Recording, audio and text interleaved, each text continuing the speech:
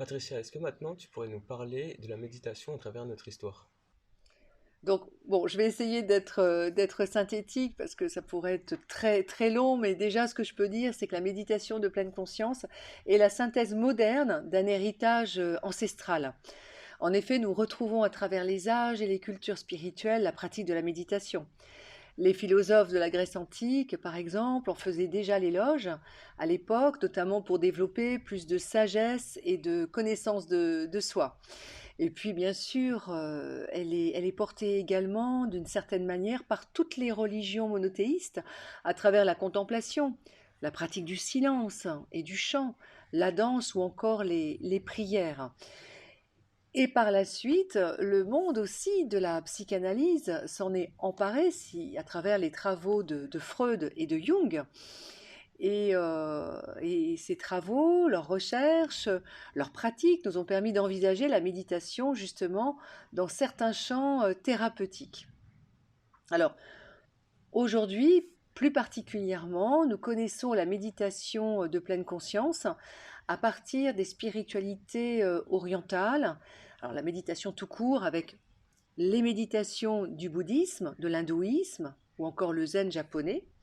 La pleine conscience plus particulièrement, qu'on appelle aussi la mindfulness, s'est développée en France à partir des enseignements et des nombreux livres qu'a pu écrire Thich Nhat Hanh et bien sûr les travaux de John Kabat-Zinn. Aujourd'hui, ces étapes qui ont été décisives ont été enrichies par de nombreux chercheurs psychiatres accompagnés des neurosciences, qui ont pu démontrer en plus très largement l'efficacité de la méditation de pleine conscience. Et preuve à l'appui, on peut démontrer sa force, son efficacité sur le corps et l'esprit, et donc sur nos problématiques psychologiques, comme par exemple le stress chronique, l'anxiété, les troubles du sommeil, de l'alimentation, mais également les rechutes dépressives. C'est pourquoi la méditation de pleine conscience aujourd'hui est rattachée à la troisième vague des thérapies cognitivo-comportementales qu'on appelle plus simplement les TCC. Alors, les années 80 aux États-Unis ont été décisives, puisque un biologiste pratiquant la méditation lui-même tente de l'appliquer en milieu hospitalier où règne un fort niveau de stress ressenti, que ce soit dans le personnel, auprès du personnel médical et les patients. Et il va donc proposer à ce public des pratiques de pleine conscience.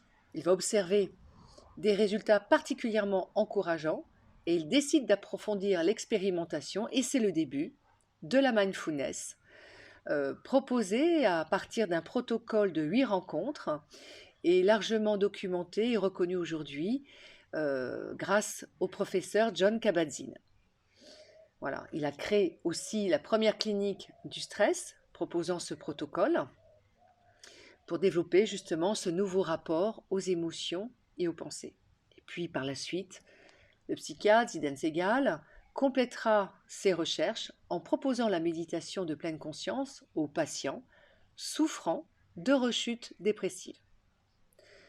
Avec les années 90, c'est le développement des IRM et qui vont permettre de réaliser une multitude d'études scientifiques validant et mesurant ainsi les bienfaits de la méditation de pleine conscience. Et au cours des années 2000, la méditation de pleine conscience arrive enfin en Europe et le psychiatre Christophe André en devient d'ailleurs un acteur principal en France avec l'introduction dès 2004 de la méditation à l'hôpital Sainte-Anne à Paris. Alors aujourd'hui, la méditation est largement connue, répandue auprès du monde médical et thérapeutique afin de proposer donc aux particuliers les bénéfices de cette pratique. Depuis, la pleine conscience a continué son évolution et sa progression avec notamment les travaux de Christine Neff, Christopher Germer et Paul Gilbert, chercheurs qui vont introduire un pilier supplémentaire à la pratique de la pleine conscience, c'est-à-dire le pilier de l'autocompassion. Il s'agit d'une ressource aujourd'hui incontournable pour toutes les personnes qui souffrent d'autocritique, de perfectionnisme, qui développent une anxiété un peu de performance avec un très fort niveau d'exigence Et tout cela, en fait, vient malheureusement faire obstacle en créant des résistances au développement de la pleine conscience et empêchant d'ailleurs tout changement possible.